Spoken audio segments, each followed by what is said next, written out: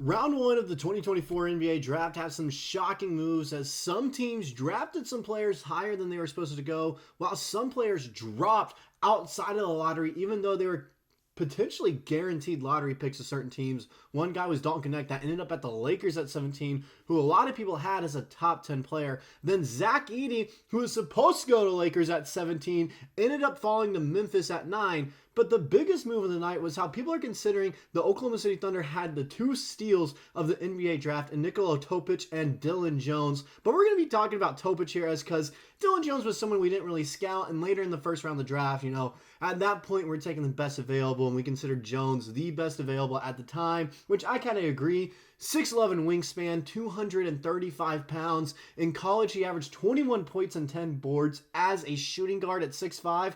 That's impressive. We know the story on him.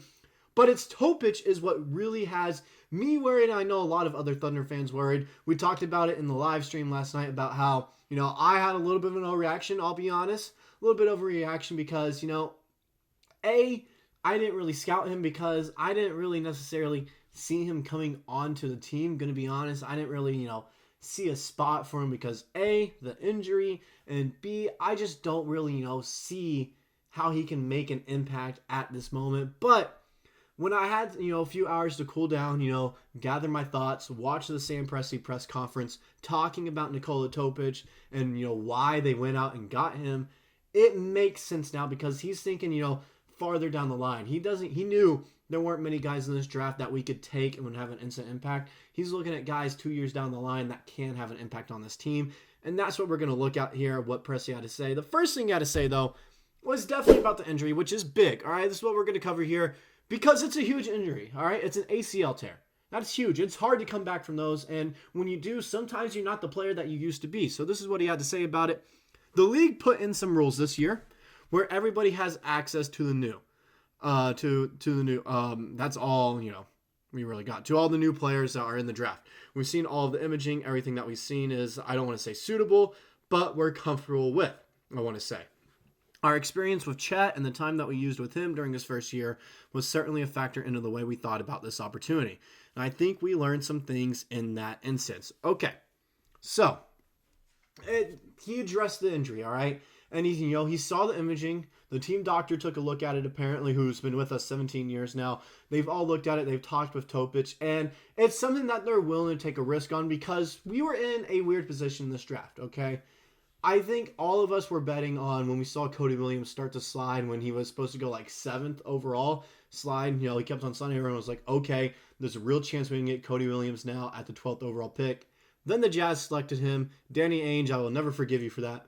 But at that point, we're just kind of like, okay, who is like a guy that has a ton of upside, that people were talking about in the draft that we can go get? And they settled on Nikola Topic, who, before he was injured back in March, he was a projected top 5 overall pick in the draft. That's the redeeming quality about this. He has a ton of potential. A lot of people see him as a replacement to Giddey, which we'll talk about later, because he has great passing awareness. He has insane flashy passes that are in his bag. He drives really well. He's explosive. He's athletic. He has a little bit of a shot. It could be worked on a little bit more to get to the NBA level, but the potential is there.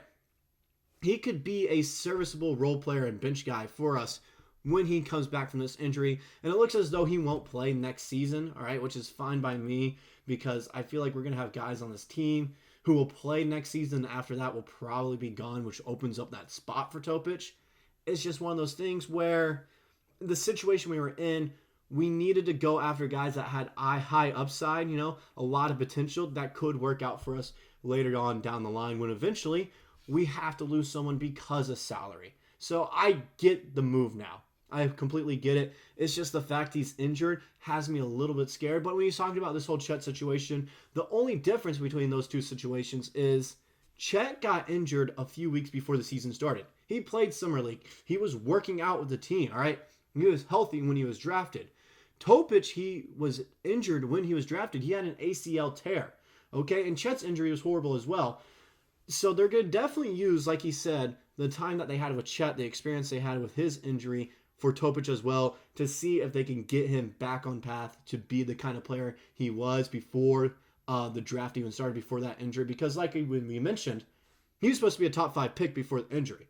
Now, going into what I said earlier about how a lot of people see him as a Giddey replacement, all right, Presti addressed that.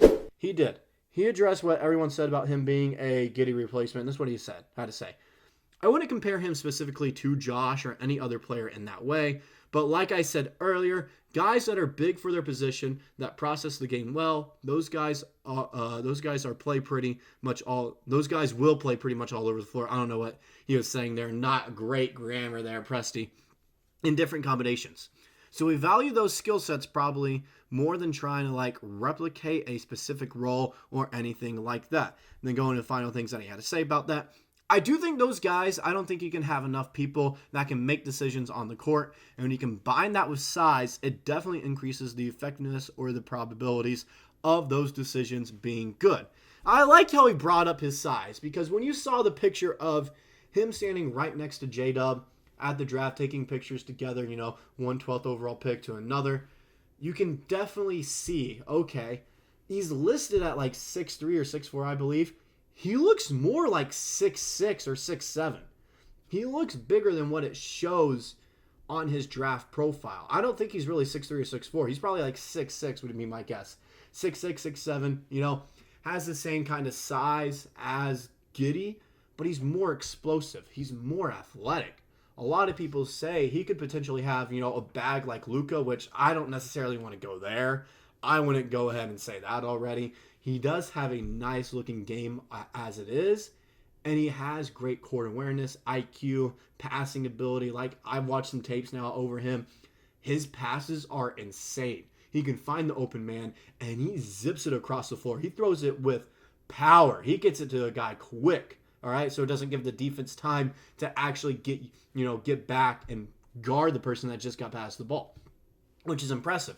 Driving ability, like I mentioned, he's quick and explosive, but that knee, that ACL, it could limit him now. And so I feel like the shot is going to be the most important part that we're going to have to watch him for, is to see if the shot can develop. But like you said, comparing him to Giddey, you can't necessarily compare him to another player, all right?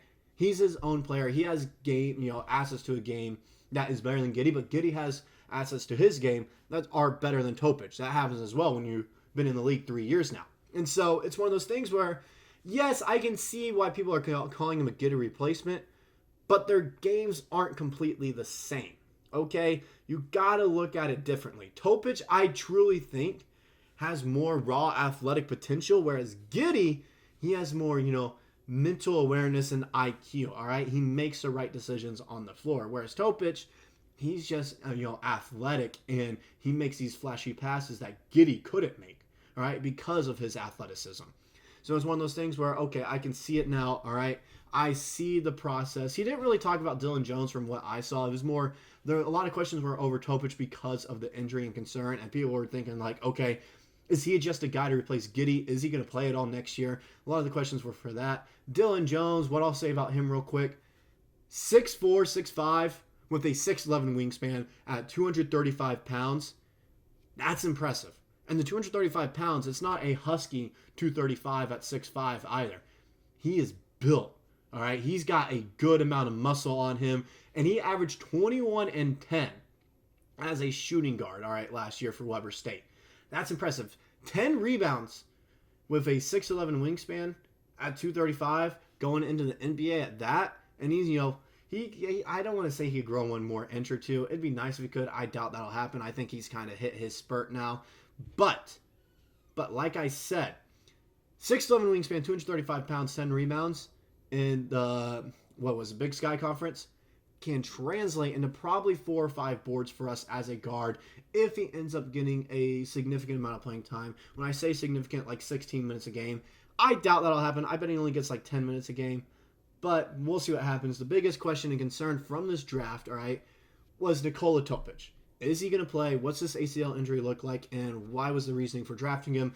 After listening to the Presti conference saying, he's looking for the long term here. That's what this draft was all about, looking for long-term decisions, setting us up for even more success down the future, extend our championship window by another 2 to 3 years. I get the picks now. I do. And then now with having a second-round pick after trading Lindy Waters III to Golden State for the 52nd pick, there's a lot of questions going around that. Are we going to go get a guy that, has a ton of potential like Bronny? Could that happen? Could we try to bring him to OKC and put him on a two-way contract? Or is someone going to drop even further in the draft that could make an impact on the team potentially if they show success in the G League on their two-way contract? It's definitely interesting what's going to happen here. I want to see what you guys think. Grade what the Nikola Topic picks, our first round of the draft night look like. Because a lot of people say these were the steals of the draft for the Oklahoma City Thunder. How we got a ton of upside players at value picks as well. Topic at 12 was apparently value when he was supposed to go top 5 originally. So let me know down in the comments what you guys think of the picks and who do you guys think we're going to take in the second round tonight. With that all the way, I'll see you guys in the next video.